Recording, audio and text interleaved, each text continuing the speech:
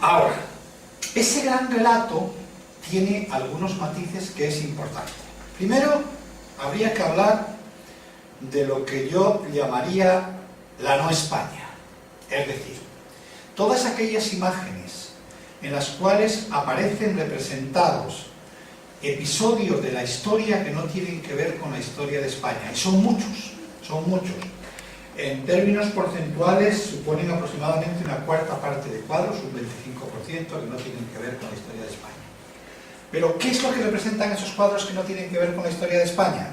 Pues fundamentalmente episodios del mundo grecorromano, es decir, del mundo clásico, como ese que tienen ahí, episodio del mundo grecorromano, más del 50%, es decir, o sea, de ese cuarto.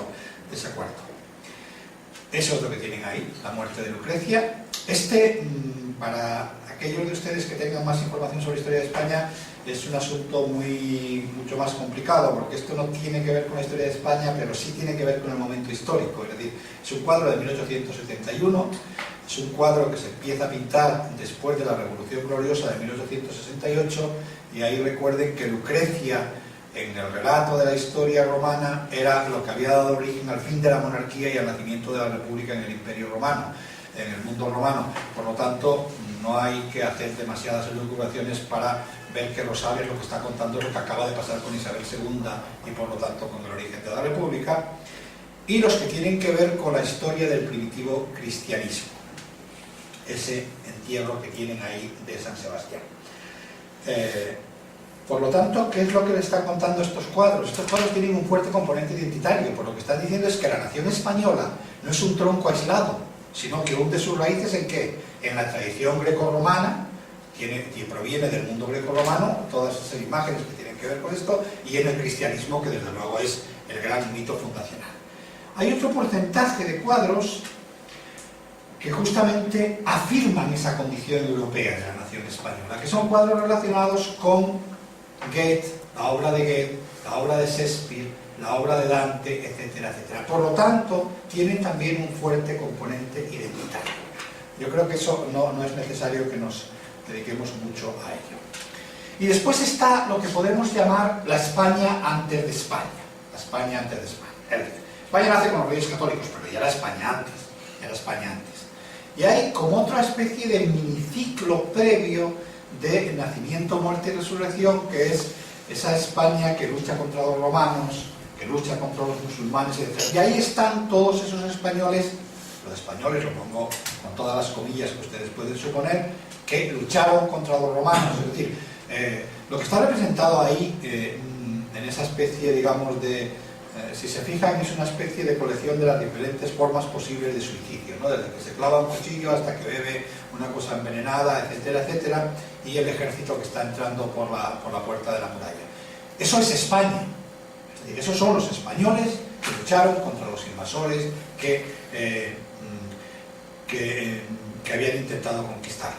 Están, por supuesto, también los primeros cristianos españoles, porque finalmente, insisto, es una nación católica, fundamentalmente, y están, curiosamente, los españoles romanos, es decir, aquellos españoles que, como el caso de Séneca, que habían formado parte de la tradición cultural y que eran españoles aunque hubiesen vivido bajo el Imperio Romano. No solo eran españoles, en el caso de Séneca es muy curioso leerse las historias del siglo XIX, porque Séneca aparece como expresión del alma española, es decir, el estoicismo como un rasgo determinante del alma española.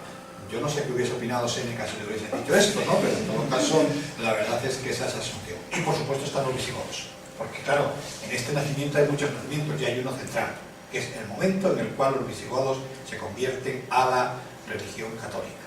Y ahí hay esa imagen, que es una imagen central, porque además, fíjense que este cuadro, por ejemplo, que estamos aquí, no estamos hablando de un cuadro cualquiera, es un cuadro que no es que un pintor pinta porque quiere, es porque el Senado de la Nación, le encarga este cuadro para que esté en el salón de sesiones donde se reúnen los senadores. ¿Ese cuadro que representa? Representa el nacimiento de España, otro nacimiento de España, en ese ciclo menor, que es el momento en que Recaredo se convierte. Una cosa que es absolutamente llamativa, y que se lo cuento aquí porque es muy, muy impresionante, que incluso un personaje como Cánovas del Castillo, historiador y político, en algún momento se lo llega a plantear. Los musulmanes no son españoles. Los musulmanes no son españoles. Y los visigodos son españoles. Entonces Cánovas del Castillo se pregunta, pero bueno, estos pobres visigodos que llegaron aquí eran 4, resulta que no son españoles y los musulmanes... Sí, no hay un solo cuadro en los cuales los protagonistas sean musulmanes. Los musulmanes son siempre el otro con el que se lucha. Sin embargo, los visigodos son protagonistas de varios cuadros y varios cuadros importantes. Claro, la diferencia, la respuesta a Cánovas del Castillo se la da a finales del siglo XIX Menéndez Pelayo, un personaje central en la construcción del relato de la nación español, que le dice, no, hay una diferencia fundamental. Los árabes no eran cristianos. Si se hubiesen convertido al cristianismo, como hicieron los visigodos, en ese caso los hubiésemos considerado españoles, pero nadie puede ser español y no ser católico. Es fundamentalmente la afirmación de esto. Y después inicia la otra gran epopeya de esa España, antes de España, que es la Edad Media. Y la Edad Media es un caso que a mí en principio, cuando empecé a estudiar esto, me sorprendió, porque me sorprendió que hubiese una tasa de correlación tan baja. Me sorprendió que hubiese una tasa de correlación tan baja porque la Edad Media, para el pensamiento del siglo XIX, era donde se había formado el alma de los pueblos. Y eso lo dicen todo, desde Pi Margall hasta Cambó, ya en el siglo XX. Cambó tiene una frase que es absolutamente genial. Dice, aquel que no sienta la Edad Media no es patriota. Obviamente le estaba hablando de patriotas catalanes, no españoles. Es decir, ¿por qué? Porque en la Edad Media se había formado el espíritu de los pueblos. Sin embargo, la Edad Media, desde el punto de vista del relato de nación decimonónico, tenía un problema.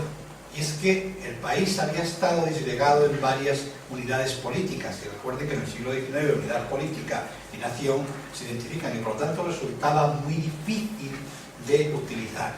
¿Cómo se resuelve esta especie de conflicto? Una parte ya se lo he dicho. Los musulmanes no son españoles, por lo cual no hay ningún problema. Y la otra parte se resuelve con dos estrategias que yo creo que son enormemente hábiles las dos. Primera, obviar cualquier imagen del enfrentamiento entre los distintos reinos cristianos. No hay ni una sola imagen que haga referencia a batallas entre castellanos y navarros, castellanos y aragoneses, castellanos y portugueses, etcétera, etcétera. Eso no deja de ser una cosa llamativa, porque si ustedes se acercan un poco a la historia medieval de la península ibérica, pues se peleaban todos contra todos, porque finalmente no eran castellanos contra aragoneses, eran los reyes de Aragón contra los reyes de Castilla, y entonces luchaban por distintos territorios. Es muy curioso el caso de Portugal, porque si ustedes viajan a Lisboa, se encontrarán con que el episodio central de la reivindicación portuguesa es el monumento a los restauradores, es decir, aquellos que consiguieron la independencia frente a España. Eso en la pintura de historia española no existe. Portugal nunca se separó de España. Portugal nunca se separó de España. La otra forma de solucionar el conflicto entre la existencia de distintos reinos es convertir a la parte castellana de la corona en el eje de la transmisión de la legitimidad histórica. La parte castellana no es una buena expresión. Digamos, los territorios occidentales que confluyen en la herencia de Isabel la Católica, porque por ejemplo hechos de la Edad Media gallega tienen una presencia determinante. O sea, que es que recuerden que Castilla es un asunto muy complicado, cómo se construye en el imaginario histórico español, en detrimento de lo que podríamos llamar la parte oriental, es decir, los reinos que confluyen en la herencia de Fernando el Católico. Esto es más complicado de lo que parece, porque no es que haya significativamente un número mayor de imágenes. Lo que pasa es que las imágenes que se construyen sobre la corona de Castilla establecen una especie de continuidad entre visigodos, Don Pelayo, Isabel la Católica, España. Y eso es lo que falta en el lado aragonés. Y además en el lado aragonés, y eso es otra de las características, es que la mayor parte de las pinturas vinculadas con la historia de Aragón son del último cuarto del siglo, de la época de la Restauración, pero son prácticamente inexistentes en el periodo anterior. Es decir, o sea que digamos que en la época de la Restauración se produce una especie de voluntad integradora. Entonces, este de hecho es el primer cuadro que tiene una medalla de primera clase en una exposición nacional, es este que tienen ahí de Luis de Madrazo, que es Don Pelayo en Covadonga. Si se fijan en este cuadro, yo no lo voy a hacer aquí por parte del tiempo, pero después los cuadros cuentan muchísimas cosas, o sea, no solo cuentan un discurso global. Fíjense el papel de la Iglesia en esta imagen que tienen ahí. Finalmente el obispo ocupa un lugar casi tan central como el propio don Pelayo, y en el centro hay una cruz, es decir, o sea, que es la resurrección de una nación católica, cristiana, etcétera, etcétera.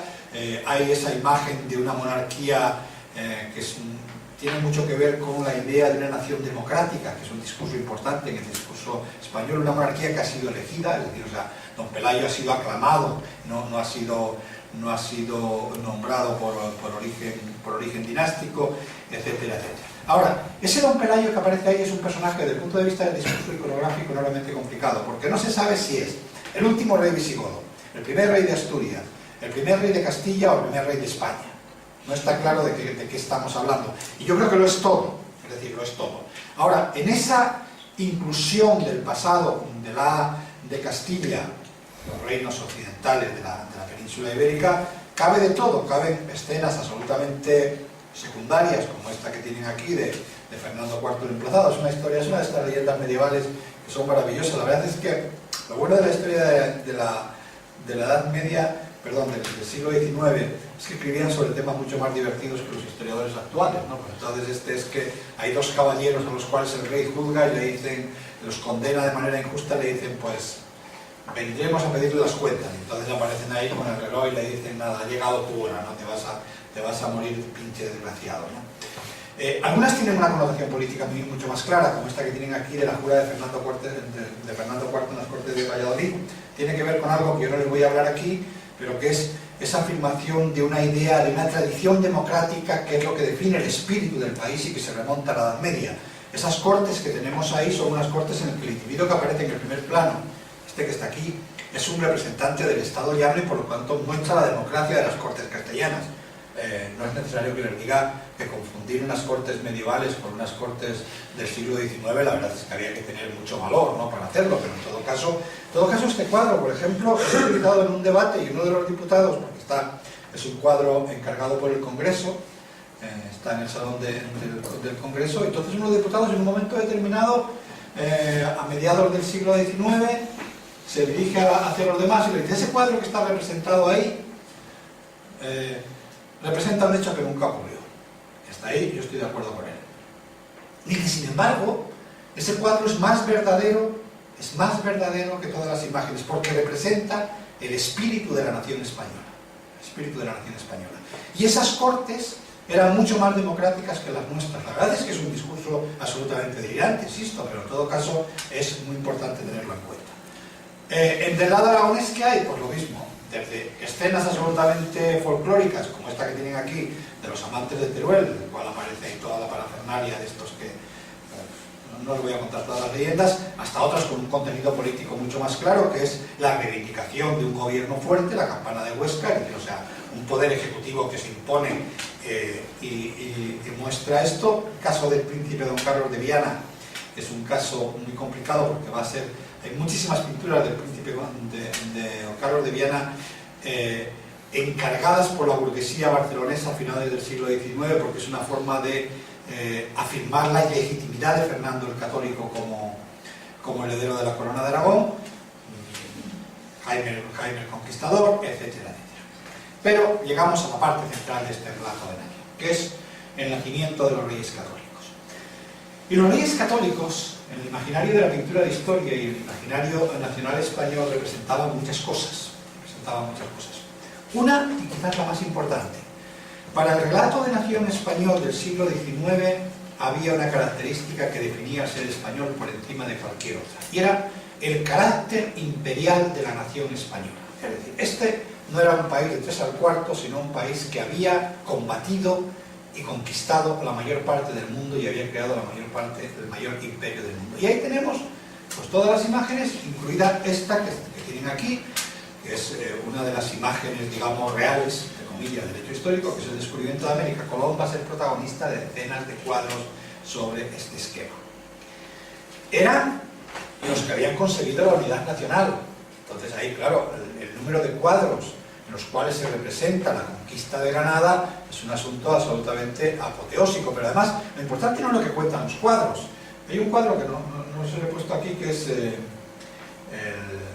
último suspiro, que es la despedida de Boabdil cuando, según cuentan las historias del siglo XIX, y las cuentan todas continuamente, Boabdil marcha camino de Granada, y entonces, perdón, camino del exilio, y antes de irse se vuelve y entonces se pone a llorar, y entonces su madre le dice que llore como mujer lo que no ha sabido defender como hombre, ¿no? Claro, lo importante aquí es cuál es la lectura del cuadro. Entonces, ¿qué lectura hace de ese cuadro un crítico como Murguía, que no es un personaje cualquiera? Murguía es el marido de Rosalía de Castro y es uno de los grandes